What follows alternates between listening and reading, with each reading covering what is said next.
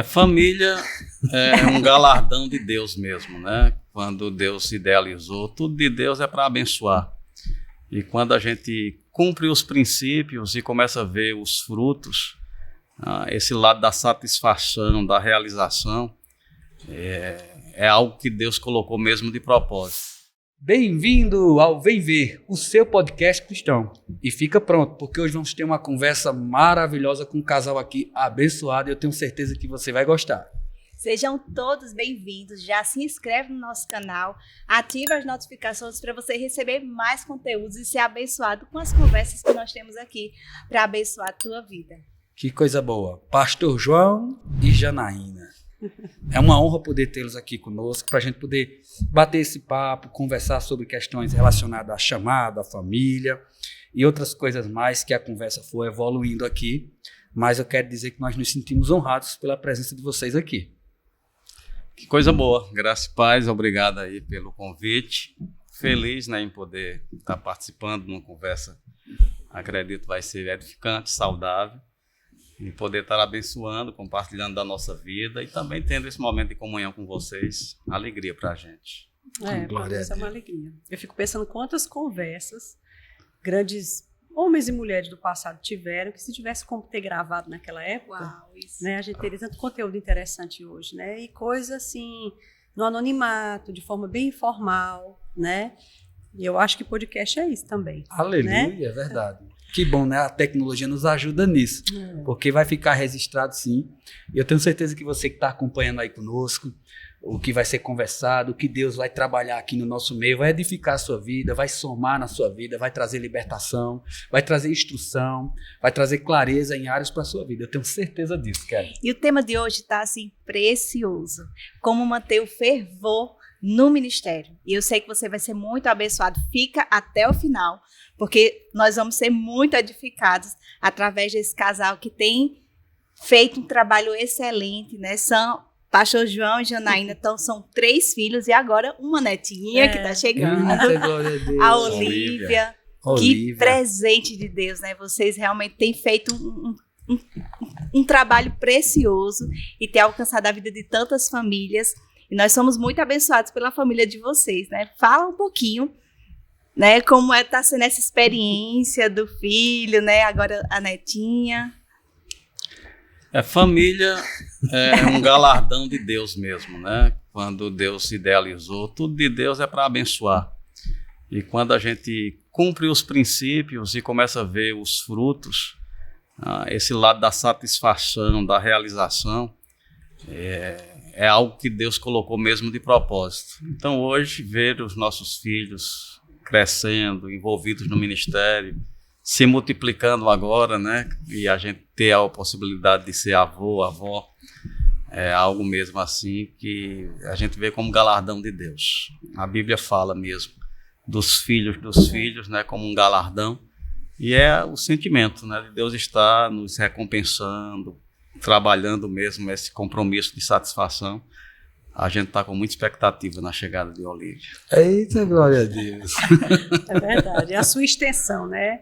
É aquela extensão da sua existência. Se Jesus não voltar antes, que eu acredito que não vai acontecer, mas se ele não voltar antes, a gente passa, mas eles ficam, né? Eles ficam por mais tempo fazendo melhor e maior do que a gente, né? Amém. Que coisa maravilhosa. Que bom escutar isso, né? Eu fico olhando assim, né? A netinha tá chegando aí. Mas deixa eu lhe fazer uma pergunta aqui. João Roberto de Albuquerque. Né? Quem é João Roberto de Albuquerque? Como é que você se vê dentro de todo esse contexto, esse chamado, dessa caminhada, de como as coisas começaram, pastor? E até hoje, né? Até onde Deus está conduzindo hoje. E eu vou fazer a pergunta para você também, Janaína. Filho de Dona Inácia, né? Dona Inácia. E seu Casuzinha, são os meus pais. Eles têm uma parte ativa, acredito, né? Porque eles, na minha educação, eles foram cuidadosos de implementar a parte religiosa. Apesar de não ser na fé evangélica, mas me tornou piedoso, alguém que tinha Deus como um alvo a agradar. Então isso me levou à conversão, foi fácil trilhar o caminho. Então, filhos aí que eu honro, né?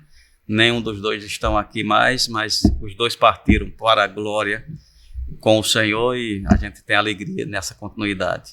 Mas, esposo de Janaína, pai, né, de João Gabriel, Beatriz e Jana Isabel, avô de Olívia e um servo de Deus. Né? Que lindo. Deus tem me dado a oportunidade, o privilégio, né, de ter conhecido com 16 anos, então trilhei toda essa quase 40 anos agora de convertido e podendo desfrutar mesmo de oportunidades e respostas. Então é um servo de Deus mesmo, que quer agradar, independente do que seja. Se é o que Deus quer, é o que eu terei prazer de realizar. Amém. Agora conta pra gente, quem é Janaína? Então, mediante a resposta de João, também sou filho de Raimundo, Socorro, né, pai das meninas de Gabriel, avó de Olívia, sogra de Suane, né? Mas assim, eu acho que eu, Janaína, como pessoa, eu sou assim desejosa de ter certeza de que naquele dia eu posso olhar para ele e dizer: fiz tudo o que consegui fazer. Sei que não fiz tudo que você queria mesmo, mas o que eu consegui, o que deu para fazer, eu me esforcei. Eu sou uma pessoa muito autêntica, eu não gosto de... Não, a coisa é assim que ela é, né? Pronto, eu sou assim, simples, normal, uma pessoa normal. Sim. Que coisa linda, né? Eu fico olhando para vocês dois assim, é nítido o chamado de Deus, né, na vida de vocês. Pastor João, né? Essa questão do pastoreio, ele escorre do Senhor, assim. Eu tenho muitas experiências contigo. Na conversa da gente aqui eu vou saltar algumas coisas, né? E Janaína é nítido também ver essa questão profética que flui da sua vida, é tão... Né? As pessoas às vezes dizem assim: eu tenho medo de conversar com Janaína, já me disseram. Eu digo: por que você tem medo? Porque ela olha pra dentro da alma da gente assim, a gente está escondendo alguma coisa. Meu Deus, só se for. Está escondendo alguma coisa e dá medo mesmo, mas não tiver o que esconder, né? Mas é nítido a questão ministerial na vida de vocês, né? Foram 22 anos como pastor presidente aqui da igreja sede, né? Do Verbo da Vida sede, à frente. Me fala como foi, como é esse desafio, né, de conduzir uma igreja por 22 anos, mais do que aprovado, né, o trabalho, a gestão de vocês, 22 anos. Ninguém fica 22 anos à frente de nenhum trabalho se não for aprovado, se não tiver a graça de Deus, a mão do Senhor em favor de tudo aquilo, se não tiver sabedoria. Fala pra gente como foi esses desafios, qual foi o momento mais desafiador, pastor João, Janaína, como tudo começou. Eu acho que nós vamos ser bem abençoados assim com o testemunho de vocês. Amém. Eu acho que usando o exemplo de Adão, né, que quando Deus quis fazer Eva, anestesiou ele e tirou a costela. Eu acho que no chamado a gente também é um pouco anestesiado para a realidade do que é.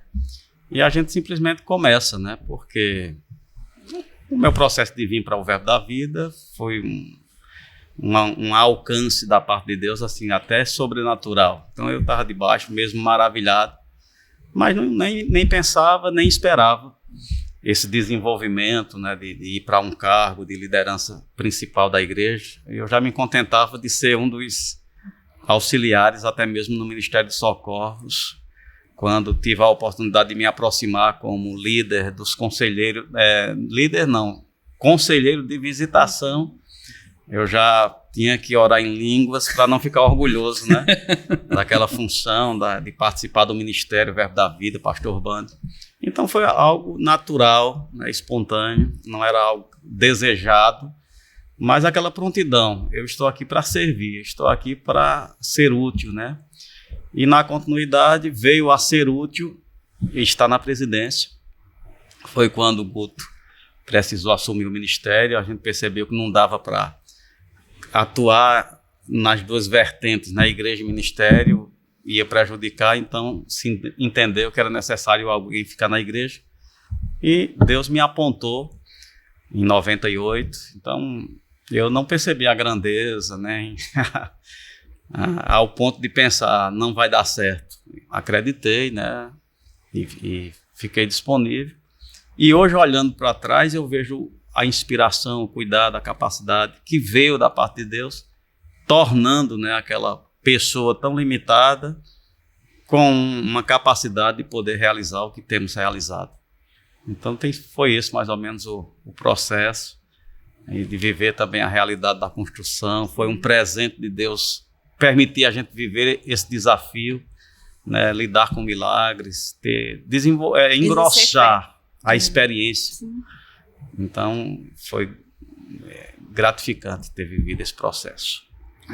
22 anos. Às vezes a gente pensa que foi ontem, né? Tem muitas coisas que eu lembro bem vívido, como se fosse mês passado, semana passada.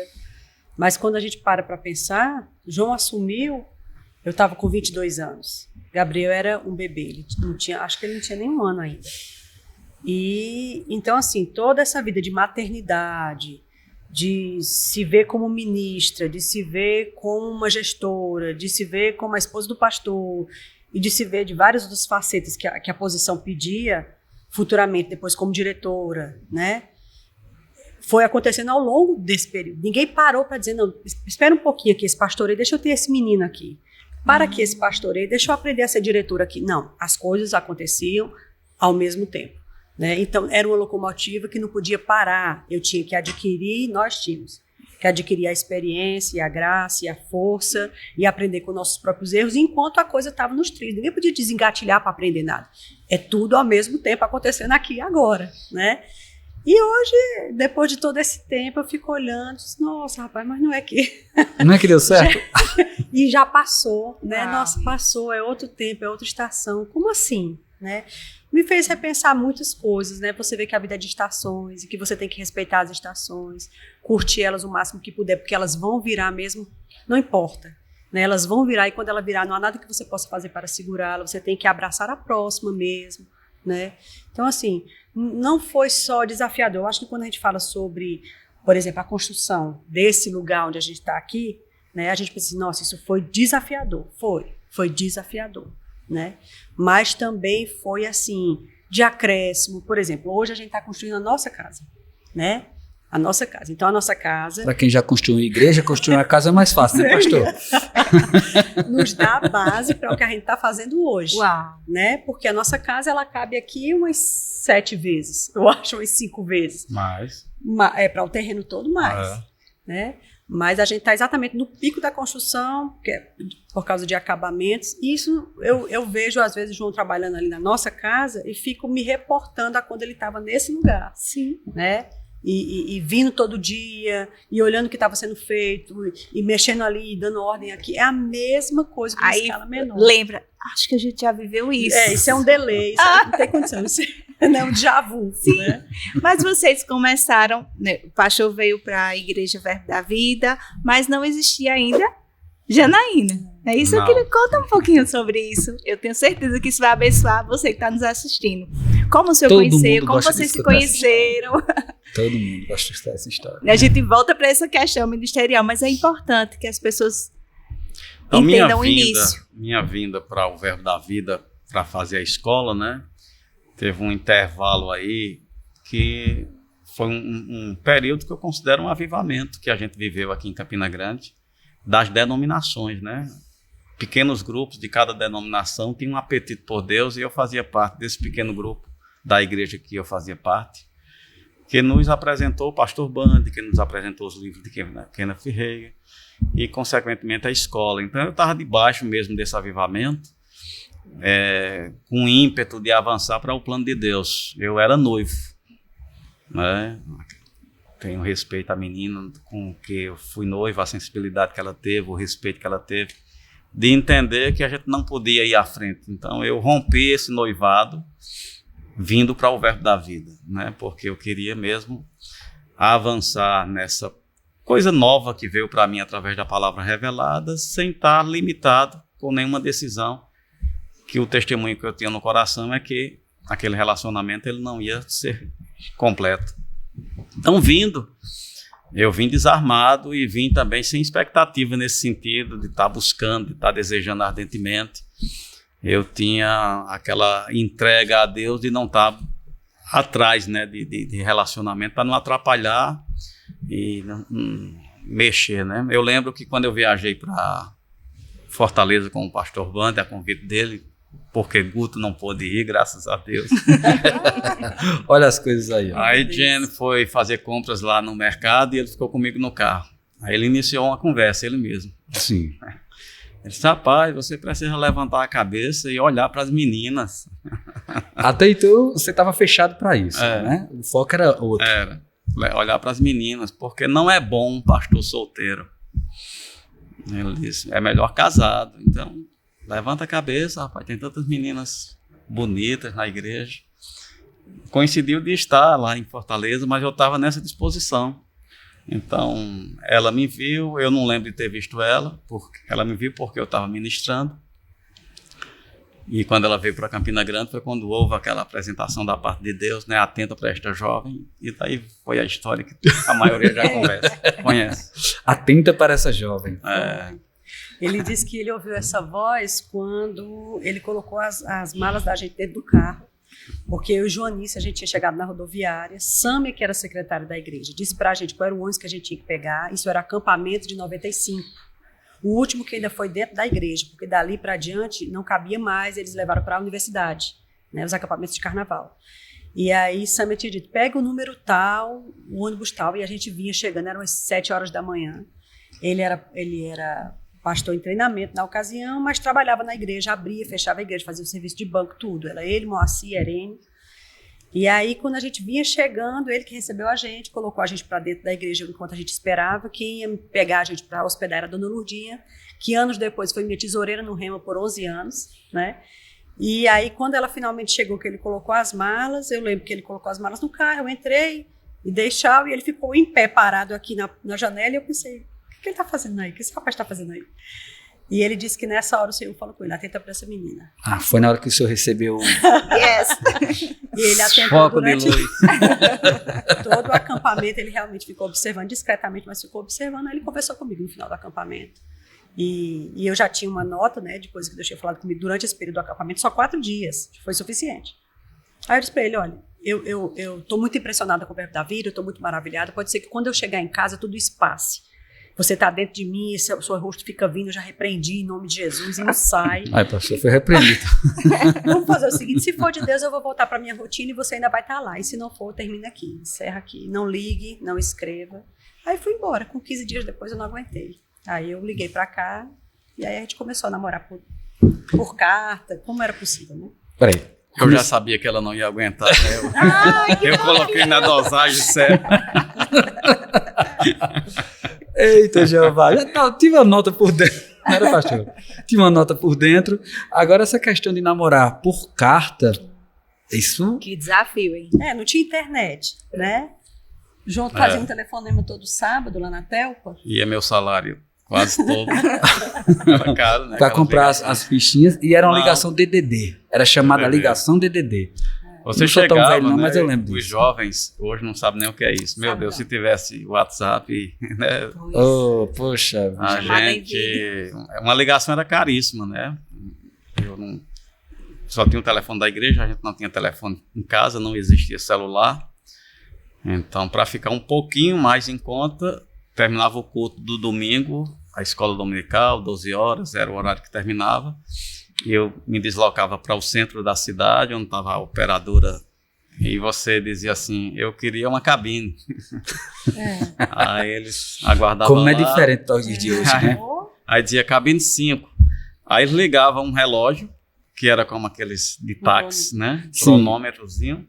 No momento que a pessoa atendia, o reloginho começava a contar. E você ia vendo até onde aguentava, né? R$5, R$10, R$15, R$20. Era assim que funcionava. Mas que coisa maravilhosa, meu Deus. Olha só como as coisas mudaram, né? E hoje a gente tem a cabine, é o WhatsApp, né? Uma ligação de vídeo, e a gente pode ver como é que tá ali a pessoa. Mas as coisas mudaram mesmo. Agora é engraçado, né? Assim, as coisas se tornam... As vantagens parecem que se tornam maiores, mas o efeito não é diferente, né? Porque assim, o que eu obtive através dos meios que a gente tinha, carta, telefone mesmo difícil, tanto repercutia em satisfação, como repercutia, às vezes, esses meios tão vantajosos diluem um pouco, né? né? Se a pessoa não souber utilizar, mecanismo de satisfação. Eu não tenho o que reclamar, não. Aquela tensão e aquela expectativa terminava gerando um ambiente assim muito rico. As cartas, a expectativa, né, de você receber uma carta. Era uma carta todo dia. Uma carta todo dia. De segunda a sexta, A uma gente carta mandava, né? Mas nem sempre chegava todo dia. Às vezes atrasava um pouquinho. Mas a média era, a gente conseguia ler 3 cartas na semana. E enviar pelo menos 3 por semana. Que coisa linda, meu Deus do céu. Eu lembro quando a gente namorava, tu lembra, Kelly? Ainda peguei um pouquinho essa questão do orelhão com ficha. Eu corria para um orelhão próximo lá de casa que tinha um hospital. A orelhão do hospital era mais vazio, né? Não tinha muita gente.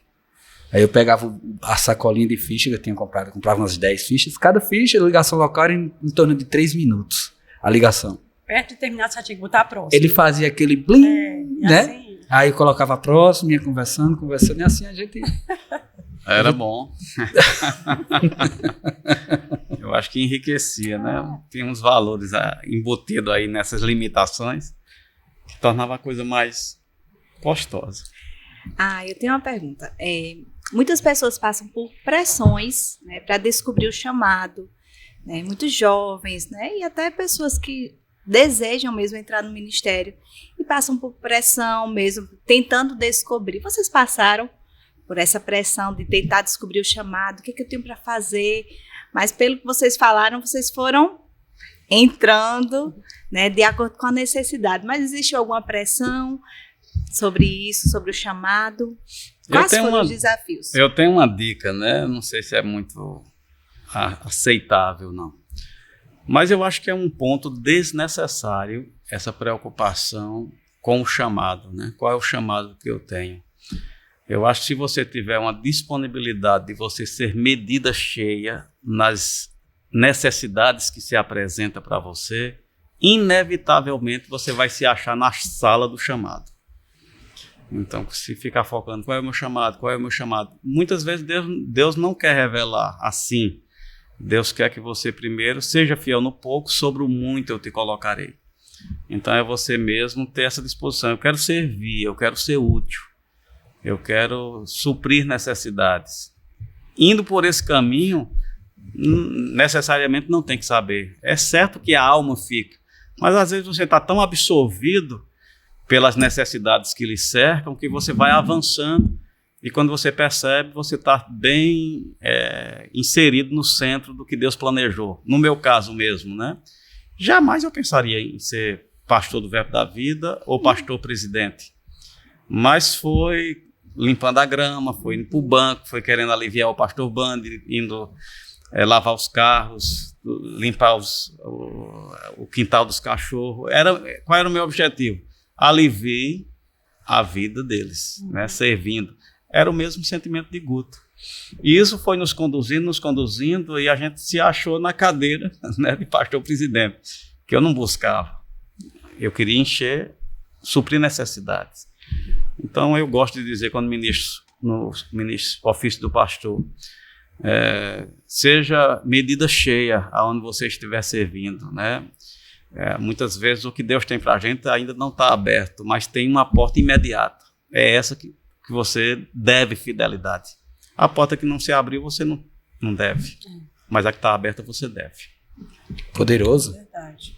Comigo foi um pouquinho diferente, porque comigo foi muito na base daquele versículo que diz que é necessário que os homens nos reconheçam como mensageiros de Deus e dispenseiros dos mistérios divinos.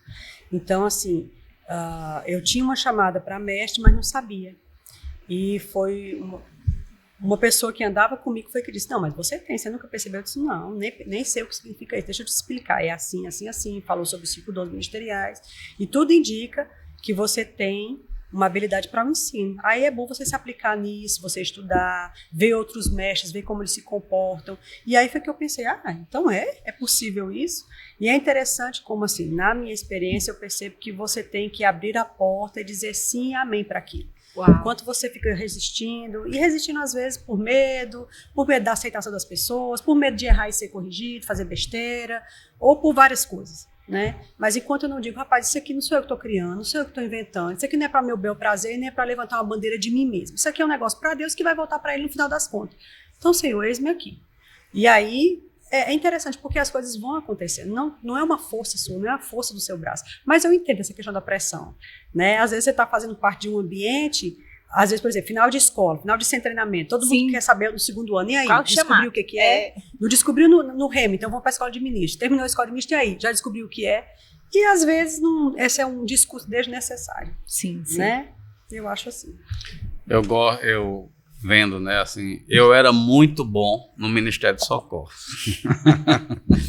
Ao ponto de ter dificuldade de gravitar para a atividade ministerial, né? Eu lembro que mesmo já na função de pastor, era muito comum eu sair para atuar nos bastidores, né? Que depois se tornou um erro, né? Porque quando você é levantado e está naquela, se faz necessário mesmo focar, mas eu tive dificuldade de essa transição, Ministério de Socorros, atuação ministerial. É bom trabalhar, é bom trabalhar. É excelente trabalhar, ser útil, né? Você vê ali o fruto do trabalho também, é prazeroso.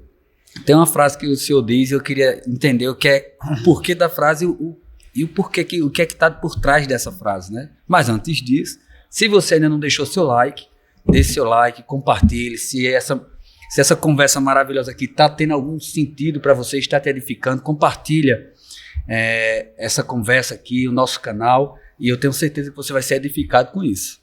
Mas, voltando aqui agora para a nossa conversa, nunca perca uma oportunidade. É uma frase que é muito marcante assim, nas suas ministrações, na oportunidade que a gente tem de ver o senhor pregando. Aí me parece que tem uma história por trás disso, né? Eu queria que o senhor pudesse compartilhar. Mas isso me acompanha, né? Eu identifico como a voz mesmo do Espírito, a voz do Senhor. Logo nos primeiros dias de novo convertido, né? Deus conhecendo meu histórico de timidez, de complexo. Eu tinha tudo para ser uma pessoa que ia dizer não às oportunidades, né? Eu era tendencioso a ser retraído. Deus, sabendo disso, Ele me deu essa instrução. Nunca diga não a uma oportunidade, porque eu fui tentado a dizer não quando me chamaram pela primeira vez. Vamos ouvir o testemunho do irmão, né? Então, eu ir lá na frente falar, não, eu não dou para isso não, eu não sei fazer isso não. Eu estava pronto, né? Eu já era equipado com esse não. Mas eu vi essa ajuda de Deus dizendo, nunca diga não a uma oportunidade. Então, isso me acompanhou quando eu fui convidado para liderar os jovens. Era algo muito acima do que eu podia, né? Estar à frente de um grupo de jovens no qual eu era o menor. Eu chorei uma semana sem querer dizer não, porque o não já estava preparado. E mais uma vez aquela voz voltava, nunca diga não. Foi essa mesma instrução quando foi para mim assumir o pastoreio como pastor-presidente. Essa mesma voz o não vinha logo, o não vinha primeiro. Era já certo, né? O não estava pronto. O não estava pronto, mas esse encargo de não dizer não me levava a botar força para aceitar os desafios. Então, eu vejo como de Deus e é libertador, porque senão eu era um crente complexado, cheio de limites, que talvez não tivesse alcançado nada para Deus até hoje. Mas na importância de encararmos as oportunidades que vêm, porque eu creio que são por meio dela que Deus vai nos treinando, nos desenvolvendo, nos habilitando a entrar nas portas que vão se abrir, não é? Glória a Deus. Aleluia. Tem uma dica que o senhor pode dar para pessoas que enfrentam esse obstáculo mesmo da timidez, que o senhor poderia estar trazendo aqui como instrução mesmo. Às vezes elas recebem um direcionamento de Deus, mas por conta da timidez elas ficam paralisadas. Uma instrução que o senhor poderia dar para quem está nos ouvindo? A timidez é parente do medo, né? Sim. Está naquela mesma influência. E é um espírito. Então, essas coisas espirituais se faz necessário armas espirituais. Eu acho que ser cheio do Espírito, né? A Bíblia diz, fortalecei-vos no Senhor e na força do seu poder, e você vai poder resistir firme às astutas ciladas do diabo. Quando a gente se fortalece em Deus, a gente é equipado e a gente passa a lidar com facilidade com esses obstáculos. Meu conselho, se encha do Espírito, se fortaleça no Senhor. toma uma decisão de ter uma vida de consagração, não vai levar muito tempo, vai resultar em força, que vai vencer esse obstáculo. Amém. Amém. Eu sei que hoje vocês estão viajando, né? O senhor está agora efetivamente na diretoria do ministério e com isso trabalha agora também viajando. Como é que vocês têm feito para conciliar? Ainda tem uma mocinha. Uma mocinha em casa. Como vocês têm conciliado? Carinhosamente eu chamo ela de Jane. Bel. Eu sempre confundo. É Bebel, Bia e Biel. Bebel, Bia e Biel. É o BBB que não é o da... Não é o BBB lá da TV. Não é aquele, mas é um outro BBB abençoado que Deus deu a vocês. É o divino. É o divino, é o BBB divino. Pastor João hoje faz parte da diretoria do ministério e hoje eles têm viajado bastante. Como vocês têm feito para conciliar essa nova estação? Sempre ministrando agora em supervisão, né, isso nas igrejas, pastoreando agora igrejas, né, isso? Como tem sido essa experiência e conciliar o trabalho, porque tem muita gente que está nos assistindo, mas elas precisam trabalhar também, mas existe um chamado, e como conciliar o chamado ministerial com o trabalho? Vou falar primeiro. Então, antes de a gente sair do pastoreio para essa outra etapa, a gente sabia que ia ser algo assim mesmo. Porque o que me foi dito, uma das coisas que me foi dito é: a voz de vocês vai se tornar pontual para se tornar mais ampla, mais macro, né? Porque quando você é pastor-presidente, você não deve estar se ausentando da sua igreja, o mínimo possível, né? Mas uma vez que não é mais... e aí, assim, tem sido desafiador porque o primeiro ano foi um ano de pandemia, então isso não acontecia como acontece hoje. Aí, o ano passado, as pessoas estavam flexionando porque a pandemia estava acabando. Então, agora, em 2023, se entende que se dominou sobre isso e agora o ritmo começou a pegar como ele parece que vai ser mesmo. E, assim, eu, particularmente, eu já viajava mais do que João, porque ele era pastor-presidente, né? Antes mesmo da gente sair, eu já viajava um pouco mais nesse sentido. De itinerância, de ser chamada para pregar na igreja. A gente tem um acerto entre a gente de que a gente viaja sabendo que as meninas estão bem, de que deu tudo certo, a gente sempre deixa, elas gostam que tenha dinheiro para elas almoçar ou jantar no domingo, elas escolhem fora, ou janta fora ou almoça fora, né? Bia já sabe dirigir hoje, o que é uma tranquilidade, ela leva e traz Isabel para a gente, né? Uma tranquilidade. E a gente sempre, quando chega, tenta compensar. Não, acho que a palavra não é nem essa, eu acho que é assim, a gente esteve fora, agora a gente quer estar com elas dentro. Então, assim, eu tenho o que eu chamo de o café das meninas. Então, às vezes eu levo elas para estratégia poderosa, viu? Só eu e elas duas, né? Só das mulherzinhas, o café das mulherzinhas. Aí elas gostam disso, elas gostam que a gente chegue e dê presente, ou dê um dinheiro a elas, uma coisa assim, uma oferta. Mas assim, dá para viver tranquilamente, dá para fazer, né? Se eu tivesse criança pequena, eu não entraria do jeito que eu tô, não. João iria só. Mas aí eu não tenho mais uma filha pequena. Sim. Os pequenos, quando eles eram, eu os criava dentro da igreja, fazendo todos os afazeres da igreja junto, né? Por exemplo, jantares de mulheres, a gente chegava aqui na sexta-feira para trabalhar, para deixar tudo pronto para o sábado, jantares que já deu 800 mulheres. Então eu trazia Bia, trazia Isabel, elas ficavam aqui, brincavam, corria, botava a toalha na mesa, dormia aqui no carpete, umas 2 horas da manhã que a gente ia para casa. Elas eram acostumadas sobre isso. Gabriel também, o mesmo ritmo. Então, assim, foi uma coisa confortável criar os filhos na mesma pisada ministerial, respeitando a limitação da idade, do corpinho deles, do tempo deles, né? Mas hoje, quando já está todo mundo crescido, só tem uma adolescente, você vê que é uma coisa que é perfeitamente possível. Eu só tenho que ter bastante consciência. Eu ainda tenho uma adolescente para dar conta. Né? E essa menina precisa de presença, essa menina precisa de correção, ela precisa de exemplo, né? Que adianta ganhar as coisas lá fora e perder dentro de casa. Então, a gente tem esse cuidado, né? Nós somos cuidadosos com isso. Eu vejo que esse é um exemplo que vocês passam isso pra gente. E para quem acompanha a vida e o ministério de vocês. Né? Esse exemplo de que deu certo. Veja os nossos filhos e julgue se deu certo ou se não deu certo. Né? O fruto que vocês apresentam por meio do que seus filhos fazem hoje é a maior comprovação que deu certo. Vale a pena criar os filhos junto, ali na igreja. Aí você pode dizer, né, como você acabou de falar, mas 2 horas da manhã, que judiação. Não é uma judiação. Para elas era diversão. É uma diversão, não é? E eu queria que vocês, Pastor João... A gente nunca deixou vivência de igreja ser chato para eles. Olha a dica aí, ó. A gente sempre criava o elemento, né, do divertido, e quando a gente percebia que estava ultrapassando o limite, a gente criava formas de tirar eles, né, de levar para casa, de colocar num lugar onde eles estivessem brincando com outras crianças, na casa de um familiar, no dia a dia aqui da igreja, né? Hoje, nas viagens, a gente sempre também procura intercalar, não sair os dois ao mesmo tempo. Então, quando já não tem uma programação, principalmente quando é mais longa, o outro fica, né, para dar aquela suprimento. Sempre que pode, a gente tenta levar a Isabel, se for um convite mais perto, ou elas duas. Quando é perto, a gente procura levar, né, para estar. E, assim, essa frequência é mais também final de semana. Sábado e domingo. Segunda, a gente já está no dia a dia. E a gente supre ligando, fazendo chamada de vídeo, né, para que não gere aquela distância. Então, a gente fica medindo, né, aferindo, está dando certo, sensível, não tem né, perigo, não é algo que a gente faz.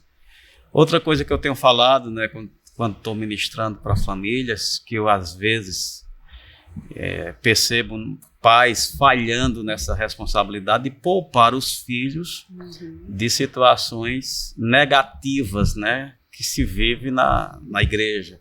Maus testemunhos, muitas vezes os pais falam sem filtro para os filhos.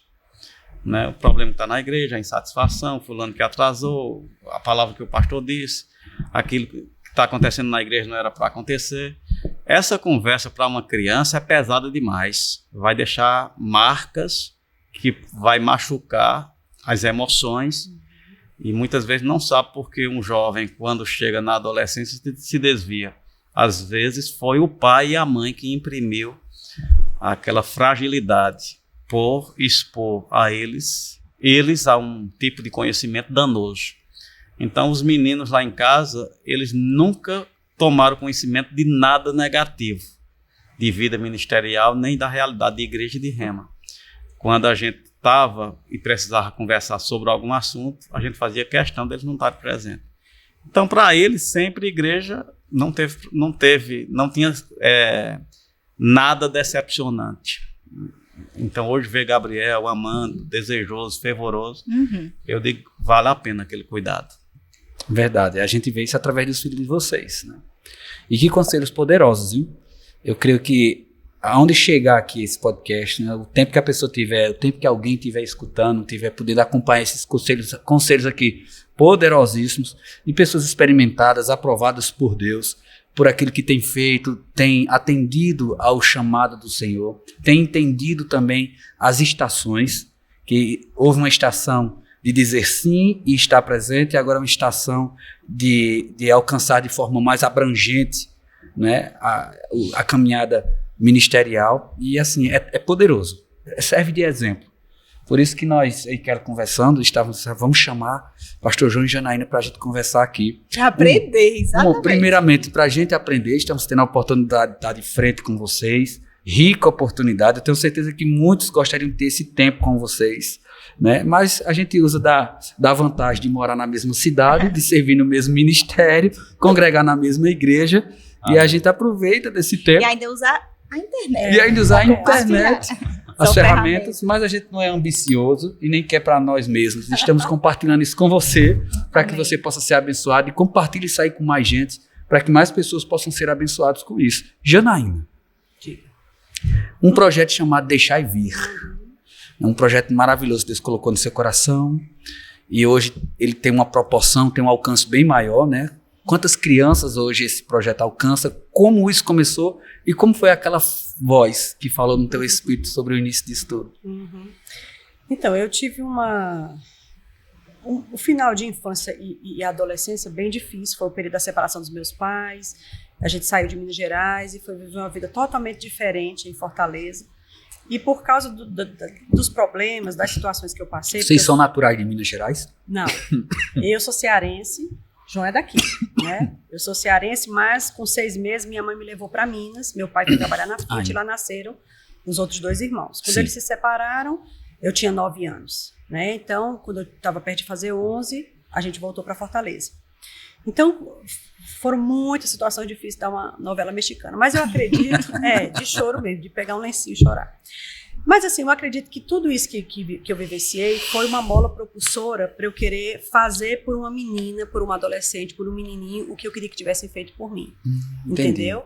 Então eu tenho mesmo essa sede de pegar os improváveis, os sofridos, os esquecidos, os machucados, os pobres mesmo. Eu gosto do pobre, entendeu? Eu gosto deles, do suado, do sujo, né? Então, assim, do piolento, eu gosto deles. Infelizmente, essa é a condição de muitos, né? Por conta até do contexto de vida deles, né? Sim. E às vezes não tem nada disso, vive bem, vive numa família estruturada, tá tudo bem, mas é uma criança que não tem o Senhor, porque a família não tem o Senhor. Sim. Então, deixar é uma vir, falta. É para chegar. Sim, sim. O nome é justamente esse. Aí, por causa disso, esse desejo sempre houve. Eu ainda pensei em fazer serviço social. Será que Deus quer isso? Aí foi quando eu casei com 20 anos. Rapidamente eu fui feito pastor-presidente. Então, agora eu não tinha nem como pensar mais em faculdade, eu tinha que focar. Então, a gente se diluiu muito dentro dessa vida ministerial por 22 anos.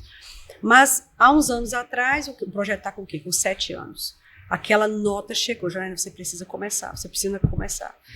Inclusive, Vivian do Louvor teve um sonho comigo e ela estava dirigindo o Louvor nessa noite e ela parou no final da última música, ela chorando, ela disse, desculpa, eu sei que não faz parte da liturgia, mas eu preciso falar. Eu tive um sonho com você, Janaína, aí falou sobre crianças passando necessidade, eu trazendo carretas de comida para dar para essas crianças. E aí houve um grande mover nesse dia. Esse dia marcou o início dessa nota, desse carimbo. É hora de fazer. Falei com o João, a igreja tinha alugado o Manaim, que é aquele espaço grande que a gente tinha aqui do lado. Ali nós passamos 4 anos. Então começou um grupo realmente pequeno. Quem me ajudou nesse pontapé inicial para fazer esse evangelismo, para chamar essas crianças, foi o Grupo Vida. Eu tive essa nota, procura Raul. Raul, no Grupo Vida, ele tem uma parte que lida só com as crianças. Então eu pedi ajuda a ele, ele mandou o evangelismo de manhã, as meninas fantasiadas de palhaço, de bailarina, convidou todas as crianças. À tarde, o Manaim estava lotado. E foi ali que a gente começou a fazer aquela primeira ceifa, né? E começamos o quê? A gente tinha 13 crianças. Antes da pandemia, a gente tinha 200. Quando a pandemia entrou, que fechou tudo, a gente tinha 200 crianças, de 4 anos a 16, né? E aí, depois de 2 anos e meio, né, sem o Manaim agora, nós alugamos uma casa, Tiago endossou isso, graças a Deus, e agora a gente está lá recomeçando, né? Sim. Então, hoje a gente está com uma média de 140, mas a gente realmente quer chegar, pelo menos no que a gente tinha antes da pandemia. 140 crianças. 140 crianças, de 4 a 15. Já é um número expressivo de crianças. Já é um número, principalmente para o pós-pandemia, né? E a gente tem um foco muito bom também com as mães delas. Era isso que eu ia perguntar, se vocês também alcançam os pais. Porque mesmo na pandemia, a gente sempre mantinha um grupo de WhatsApp, então durante a pandemia a gente distribuía feira, a gente distribuía brinquedo, a gente nunca parou de ter uma Nesse grupo do WhatsApp os pais participam? Participam. É um grupo só com as mães, no caso, né? O grupo é mães do projeto Deixar e Vir, entendeu? Então, na pandemia, a gente manteve esse elo com elas, através dessas doações. Eles iam no Manaim, a gente distribuía aquilo, nunca cortamos. E elas sempre perguntavam, vai começar quando? Quando é que o projeto vai voltar? Avisa a gente está querendo muito. Então, quando o projeto voltou, muitas das crianças daquela época voltaram. Algumas completaram idade, que já não tinha mais como estar no projeto, porque tem uma faixa etária, né? Mas eu tenho essa nota para esse cuidado com a família. Eu quero tocar essas mães, porque tocando as crianças, a gente chega na mãe, que a mãe chega no marido, e assim vai, né? E uma coisa muito importante que o Senhor me falou também, isso foi logo no começo, acho que a gente estava com 3 meses de projeto, o Senhor disse assim, qual é o nome do projeto? Eu disse, Deixar e Vir. Aí depois, então, deixe vir não só as crianças, deixe vir os colaboradores também, porque esse aqui vai ser um projeto de mão dupla. Eles precisam ganhar enquanto dão. Então, o projeto não salva as crianças salvam a gente. E aí foi quando começou a vir vários colaboradores, a gente teve que fazer umas triagens, né? E eu acho que é uma via de mão dupla mesmo. A gente não está salvando as crianças também estão salvando a gente. Fazer aquilo por elas também. Então, a gente tem várias idades lá, desde as jovens, adolescentes, lidando com a gente, até senhoras, viúvas. Eu quero que deixe vir. Tá, então o projeto está em expansão. Tá crescendo, eu quero que cresça mesmo. Amém. Amém. Eu tenho certeza disso, mas você falou sobre o sonho que Vivian teve, né? Onde marcou o pontapé inicial da coisa. E falando em sonho, eu quero explorar um pouco essa questão de sensibilidade do espírito, não é? É nítido ver o quanto você se move com essa sensibilidade do espírito, com a palavra de conhecimento, uma palavra de sabedoria, e é nítido isso, né? E eu queria que você falasse um pouco disso, porque como é que... Eu sei que tem muitas pessoas que às vezes talvez não entendam como isso se dá, né? Até porque não ter provado ainda de experiências com Deus, experiências da própria leitura da palavra, mas está aqui dentro, é simpatizante do evangelho, e isso é extraordinário, não, pastor? Isso termina sendo algo assim que chama muita atenção, vendo uma pessoa se mover num dom, onde naturalmente ninguém falou nada a ela, e ela simplesmente chega para aquela pessoa e dá uma palavra de conhecimento, a palavra de sabedoria, ela fica ali extasiada com tamanha grandeza daquilo, né? Eu sei que você também deve ser muito assediada também nessa área, nesse sentido, né? A unção de mestre, como a gente vê o pastor João se movendo com muita facilidade, né, de ensino, mas não falando de uma unção em detrimento da outra. Todas são importantes para o corpo de Cristo. A igreja precisa ser alimentada por meio das unções. Mas falando sobre essa questão, né, termina sendo mais espetacular, vamos dizer assim. Né? Como é que você vê isso, Janaína? Então, isso eu vim tomar ciência disso, porque a Paulo disse que o chamado é do ventre. Então, você não recebe uma chamada ao longo da caminhada, você descobre ela ao longo da caminhada, né? Então, eu vim perceber isso, se tornou nítido numa conferência de mulheres. Foi a primeira conferência de mulheres em que eu já tinha entregue a conferência para a Sílvia. Foi a primeira em que eu não fiquei à frente. E nessa conferência, Vânia, esposa de pastor Raimundo, de Salvador, era uma das ministras. E nessa conferência específica, já na primeira noite em que ela ministrou, ela me chamou e ela disse... Aí ela começou a dizer, eu queria ter terminado a pregação, mas eu não consegui, porque desde que eu saí de Salvador, que o Senhor me disse que chamasse você. E aí ela me chamou e ela disse... E ela começou a falar sobre um chamado profético, que é uma coisa que tinha desde o ventre, mas que era a hora de saber, era aquele momento. E que você vai fazer isso, você vai fazer isso, você vai ver isso, você vai ver aquilo. Enquanto ela falava aquilo, na frente de, sei lá, tinha umas 250 mulheres, foi no Clube do Trabalhador, eu me peguei andando para trás, sem perceber que eu estava andando para trás. E ela andando para frente e eu andando para trás. De repente eu virei as costas para ela e saí correndo. Na verdade, eu não saí correndo no meu espírito. Eu saí correndo do chamado. É como que eu dizia assim, eu não quero ouvir isso. Não fala isso pra mim, não fala na frente de todo mundo, pelo amor de Deus, sai. E corri. Aí uma diaconisa me pegou no corredor, me virou e me levou pra ela de volta. Aí ela dizendo, traga ela aqui. Você vai escutar. Aí a pessoa me empurrou. Aí lá tô eu na frente dela de novo. Aí ela continuou. Você tem se escondido. Ela falou algumas coisas que inclusive é cabível para muitos profetas. Você tem visto muita meninice, você tem visto carnalidade, você tem visto perigos, e você fica com medo e por isso você se retrai. E o Senhor está dizendo que nunca é para ter sido assim, e na vida de ninguém. E você vai ser uma das pessoas que vai ajudar a nortear pessoas com o mesmo sentimento que o seu. Depois disso, no último dia, ela ainda me pegou de novo, jogou uns olhos em mim, jogou nos meus pés, nas minhas mãos, enfim, foi um estrago. Mas aí alguma coisa realmente começou a acontecer.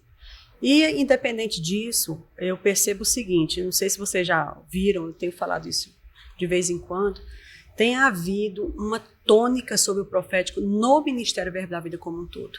Se você acompanha as igrejas, você vê gotas proféticas, imersão no profético, treinamentos proféticos, né, eventos proféticos. Né? Eu mesmo consegui fazer 2 seminários proféticos em 2018 e 2019, com Simon e o outro com Maneco, antes da gente sair. Eu estava nesses 2, foi maravilhoso.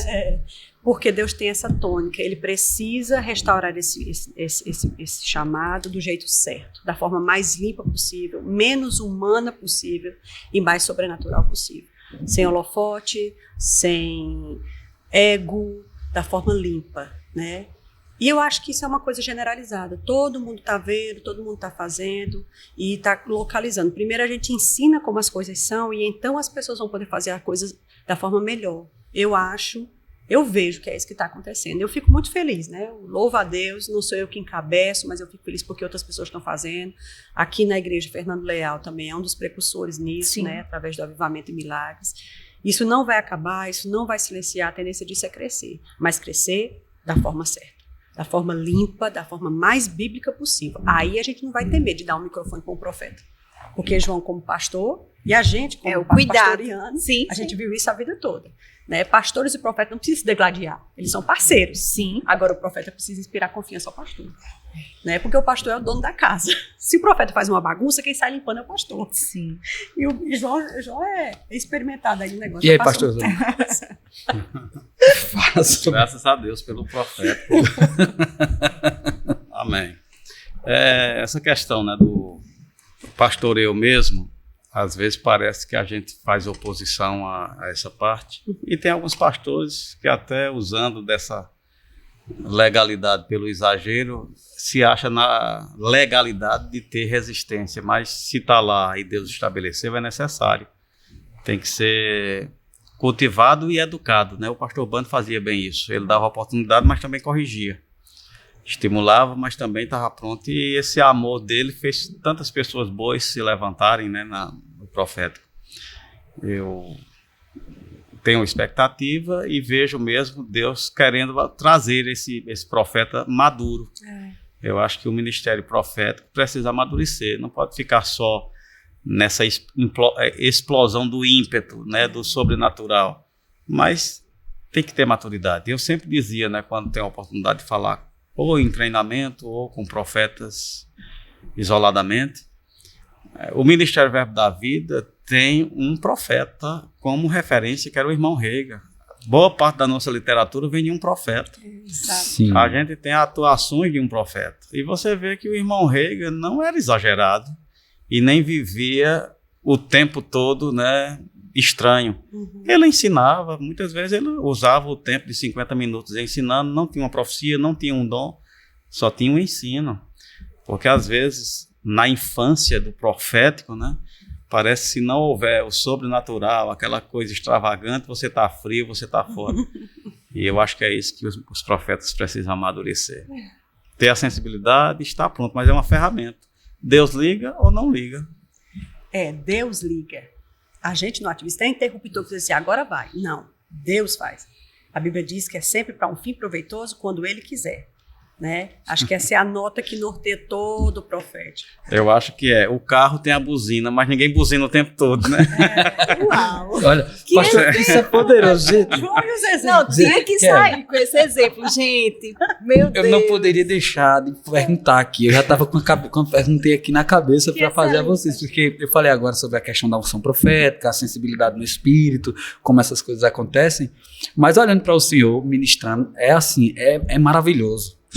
Por conta da forma como o senhor se move usando os seus exemplos, que é bem peculiar do pastor João, que inclusive é fruto de um livro, é fruto desses exemplos, não é? E esse livro, eu sempre Verbo em prosa. Verbo em prosa, exatamente. Assim, é bem interessante quando a gente pega ele para ver. O pastor João.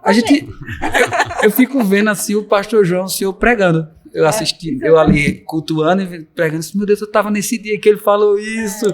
Isso aqui a gente fica lembrando. Mas assim, pastor, como é impressionante a forma como o senhor se move com exemplos tão do dia a dia, a semente, a chuva, o plantar no solo. Assim, eu falo um pouquinho disso, pastor João, essa coisa tão simples. Como é assim? Então, eu acho, né, que Deus me deu essa ferramenta para suprir a falta de eloquência, né? Eu acho que digo como Moisés, eu nunca fui eloquente, nem agora nem depois que tu falasse comigo, né? Moisés falando. Então, como eu me deparava, né, com o desafio de você ter que ministrar alguma coisa e você ir lá e perceber que não tinha tanta aquela bagagem de um conhecimento tão profundo, a forma de expressar o conhecimento, Deus me dava através de exemplos. Uau. Então, isso fluía mesmo para compensar, talvez, uma limitação mesmo. Para somar. Para somar. E é interessante, né? Porque eu gosto, não sei se é comum para as pessoas, as mensagens, para mim, por inspiração, primeiro ela vem um sentimento. Não sei se é bíblico. Olha que poderoso. Vamos lá, fala aí, pastor. Sentimento da mensagem. Sim, sim. Antes dos temas, antes dos versículos, vem um sentimento. Desse sentimento brota normalmente um exemplo. E do sentimento e do exemplo aí começa a vir os versículos. Então é nessa cadeia. Assim. Olha, gente, Deus olha que processo maravilhoso, maravilhoso. Começa com sentimento, depois vem o exemplo, e aí vem os versículos, né? A própria base bíblica. A Que forma coisa particular, né? Que A forma Sim. particular que Deus trabalha com o Senhor, né? É bem parecido com o profeta, né? tem umas coisas assim. Porque quando ele fala da questão do sentimento, isso é interessante, porque quando Deus disse a Moisés, Moisés fala a rocha, e Moisés foi lá e se achou no direito de bater, esse não era o sentimento que Deus queria passar. Deus não queria se mostrar um Deus irado, embora ele quis se mostrar em outros momentos. Naquele momento era um Deus de misericórdia, mas ele se achou no direito de mudar a mensagem. E no profético isso é bem perigoso, porque o que vem passa pelo vaso. E quando passa pelo cano, às vezes pega umas coisinhas do cano. E quando a água sai com uma misturinha. Aí é por isso que o cano tem que estar bem limpinho para garantir que a água vai sair o mais pura possível. Não pode mudar o sentimento da mensagem. O sentimento com que Deus quer falar aquilo. Se é bravo, com bravura. Se é com mansidão, então é com mansidão. Aí eu acho interessante ele ter um... Tá rindo por quê? Vai chegar Não, um se eu posso ajudar os profetas, né? Como pastor, eu me sentia inquieto, né? Porque de passar o microfone para um profeta imaturo. Tinha pessoas que tinham uma maturidade que você passava de forma tranquila. Mas para um imaturo, por quê? Você dá a oportunidade, às vezes Deus falou assim, tem pessoas aqui que ele quer curar. Aí o profeta, ele vem. Eles começam a explicar por que veio.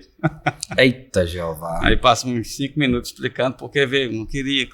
Deus sabe que ele não queria, mas ele veio. Aí fala a mensagem em 3 minutos e explica a mensagem por mais uns 10. E eu sempre dizia, só diga a mensagem. Você nem tem que dar a introdução, nem tem que dar a explicação. Só A entregue. justificativa. Só entrega a mensagem. Se tornaria mais eficaz, mais simples e sem tanta resistência. Fica a dica aí. Ai, meu Olha aí, Deus. profeta. Tá Dicas ligado? pastorais. Tá ligado aí nas dicas pastorais, profeta. Então, alinha aí com essas instruções. Eu tenho certeza que você vai ser bem sucedido com o seu pastor, vai agradecer. Gente, Deus quer usar você. Abre o teu coração mesmo para ser usado por Deus. E nós estamos encerrando. Que conversa preciosa. Mas eu queria que vocês falassem para as pessoas que estão nos assistindo como manter o fervor, né? A gente finalizando com esse tom mesmo, manter o fervor no ministério. A gente falou sobre família, falou sobre os desafios, que é sim cumprir o chamado e também cuidar da nossa casa como primeiro ministério mesmo. Mas eu queria que vocês falassem para as pessoas que estão nos assistindo sobre isso, para manter o fervor no chamado, no ministério, Melhor tanto começar Janaína e como termina. pastor João. Melhor começar e João termina.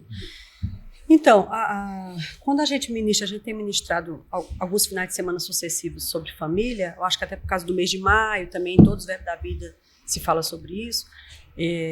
Eu particularmente tenho falado sobre essa importância de cada cônjuge manter uma vida espiritual saudável, de um não ter que ficar sendo a mala sem alça do outro, né? Não ter que ficar puxando espiritualmente. E quando a gente está nessa caminhada cristã, nessa caminhada de vida ministerial, como foi o nosso caso, né, de construir uma obra dessa, ser o pastor da sede, porque quando o João pegou só tinha Campina Grande, acho que tinha Paulista, estava começando alguma coisa em Recife, então não tinha esse boom de verbos da vida que nós tínhamos, né?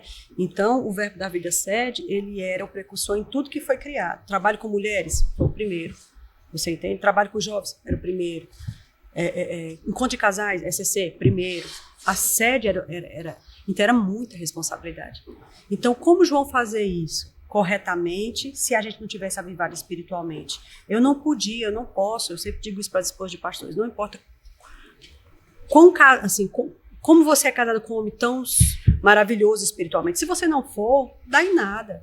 Você está entendendo? Então, assim, João é maravilhoso, é um grande homem, deu certo, mas a salvação dele é individual e a prestação de conta deles é dele, a minha é a minha. Uau. Então, assim, me manter fervorosa, mesmo que eu não fosse pregadora, que eu não fosse ministra de rema, que eu não tivesse sido diretora de nada, só para ser a esposa do pastor, eu tinha que ser avivada. Era uma obrigação minha, João não pode fazer isso para mim. Eu acho que você que está me vendo, me assistindo, querida esposa, faça acontecer a sua vida espiritual. Seu marido não tem a obrigação de ficar te empurrando. Sim, nos abençoamos mutuamente, ao ponto até que Paulo diz que o ímpio é santificado por uma esposa crente e vice-versa. Tá ótimo. Mas, na verdade, queridos, cada Cada personagem da família tem responsabilidade de fazer o seu fervor pessoal. Porque se João enfraquece, fica ruim para mim. Se eu enfraqueço, fica ruim para ele. O gol que ele faz, ganha o time. O gol que eu marco é para nós dois. Então, assim, quando eu ando desapercebida, sofre todo mundo. Então, me manter aquecida, fervorosa, é uma responsabilidade minha. E João tem que dar conta da dele. E junto a gente faz o negócio acontecer, né? Que poderoso, pastor. Amém. Muito poderoso. Então, eu acredito, né, que é você manter seu culto a Deus. Independente do culto da igreja, você tem que ter essa disciplina do seu culto a Deus, que é mesmo entender essa necessidade de manter a comunhão em oração e na palavra. Se você faz isso de forma pessoal, esses são, eu acredito, as ferramentas básicas para se ativar o fervor de espírito, que a Bíblia recomenda, né? Seja fervoroso de espírito servindo ao Senhor. Então, servir ao Senhor sem estar fervoroso, eu digo, vai ser pesado, vai ser desgastante. Normalmente, pessoas não vão perseverar. Ou elas vão se machucar, né? Ficar magoadas, entristecidas ou cansadas. Mas se ela está no fervor, eu gosto de dizer, é como um carro que desenvolveu uma velocidade. Uma pedra no caminho não para. Mas se ele estiver bem devagarzinho, uma pedra mesmo pequena, para. Então, velocidade, você passa por cima dos obstáculos, nem parece obstáculo, porque eles nem são percebidos. Às vezes ele dá só uma tremidazinha. Então é manter o culto a Deus. Eu acho que independente do chamado que você faz, ministério de socorro, servindo na igreja, se você mantém seu culto a Deus, seu relacionamento com Deus, sua comunhão com Deus, isso lhe alimenta, né, de fervor e que faz você ter força para viver bem e viver feliz.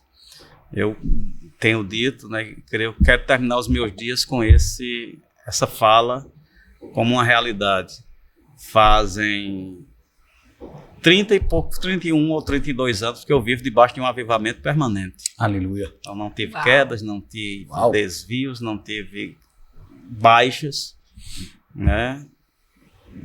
Situações diversas, mas Deus ainda é Deus, Deus ainda é importante, eu ainda estou animado, eu ainda quero. Então isso não tem dinheiro que pague, não.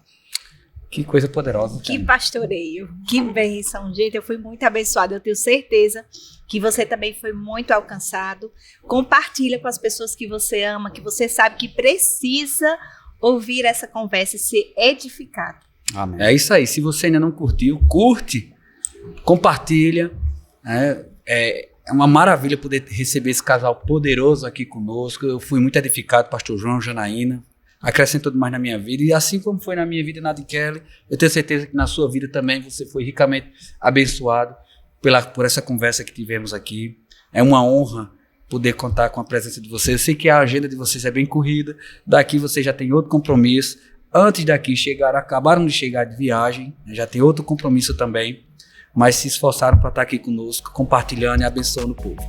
Amém. Obrigado, viu, gente? Deus abençoe. Para nós é uma alegria. Imagina, um prazer.